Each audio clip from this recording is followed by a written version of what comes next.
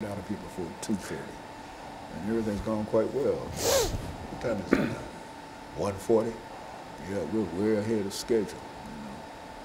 That you can do a 30-minute show in an hour. 45 minutes, really. 30 seconds out. You got slave labor.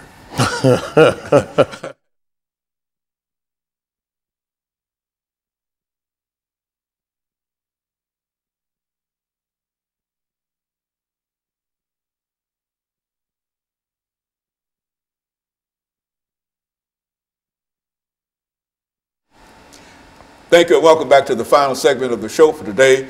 The topic is homeless displacement and gentrification in Music City. And we have with us Mr. Allen, Mr. Rodriguez, and Mr. Lester. And so we have all three of you with us during the final 10 minutes that we have here.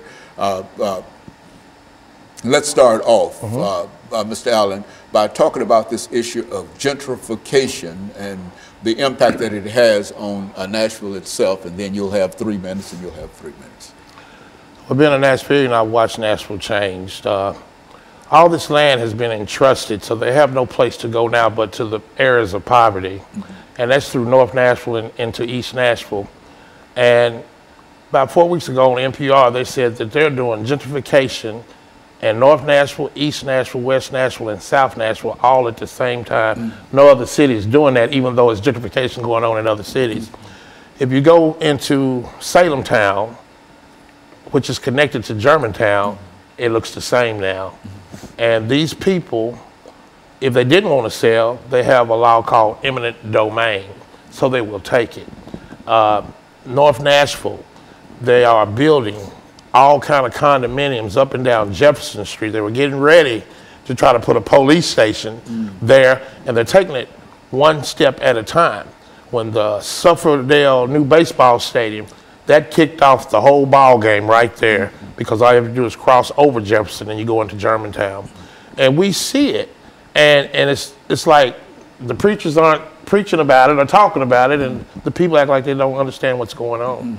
And it's just really not a proper way of really calling this a it city, because it's not an it city, because everybody does not have a place to live, to call sanctuary, call a home. And so what we're saying, Mr. Rodriguez, in a real sense, that while we might talk about gentrification, this really has an impact upon the lives of folks who are in those areas.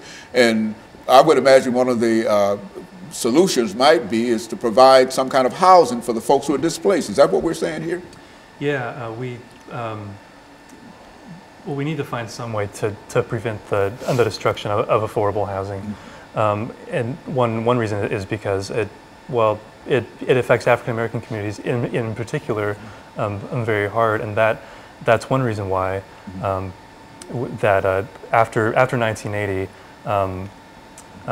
African Americans have been disproportionately homeless. Before 1980, that wasn't really the case. So I think gentrification has something to do with that.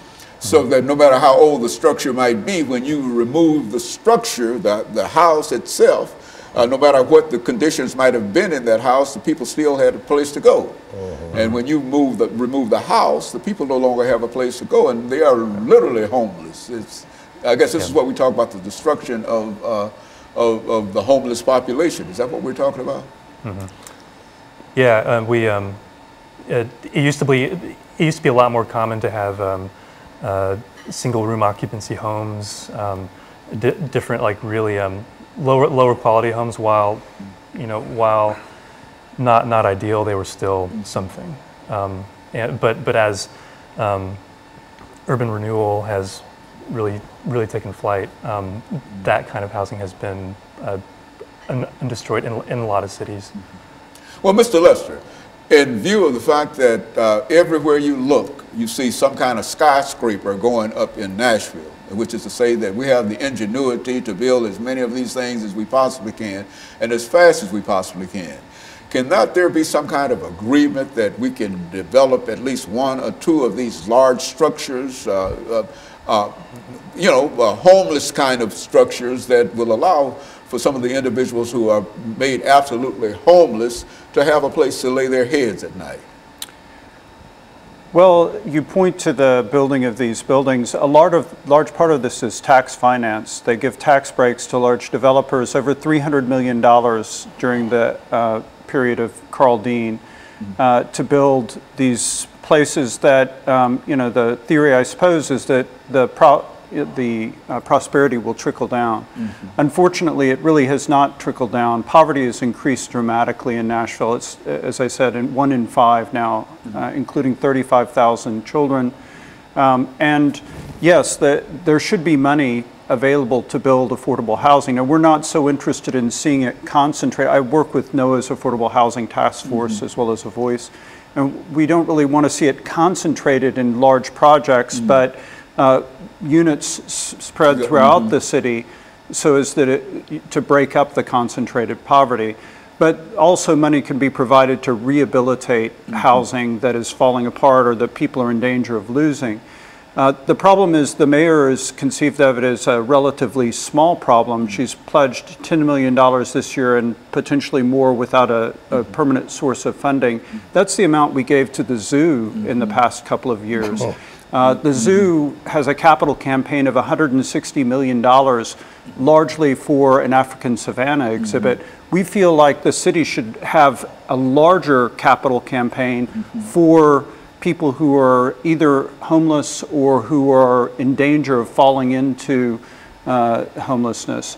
And so it's unimaginable to me, at least, that the city can't find a dedicated source of funding for the Barnes Affordable Housing Trust Fund to actually preserve and create new affordable housing. We believe 20,000 units are what's needed now. There are 14,000 people waiting for vouchers. And these are people, families, people with children, people that are citizens, taxpayers who've lived here for a long time that desperately need some assistance. Mr. Rodriguez, in view of the fact that you have some knowledge in terms of what's going on nationally in reference to the homeless population, what city do you believe, or what state do you believe is doing the best in terms of trying to deal with the problems that we're talking about here today? I mean, what state or city do you know that we can say that this is perhaps the best that they can do in reference to the homeless population dealing with this issue? Yeah, well, I would say New York City has had the most experience. There are probably other cities that maybe have been a little more experimental and maybe have more successful policies. I know Hennepin County, Minnesota, for example, has been talked about a lot. But New York City has been at this for a long time. So that's typically where researchers and policymakers tend to go if they want ideas for policy.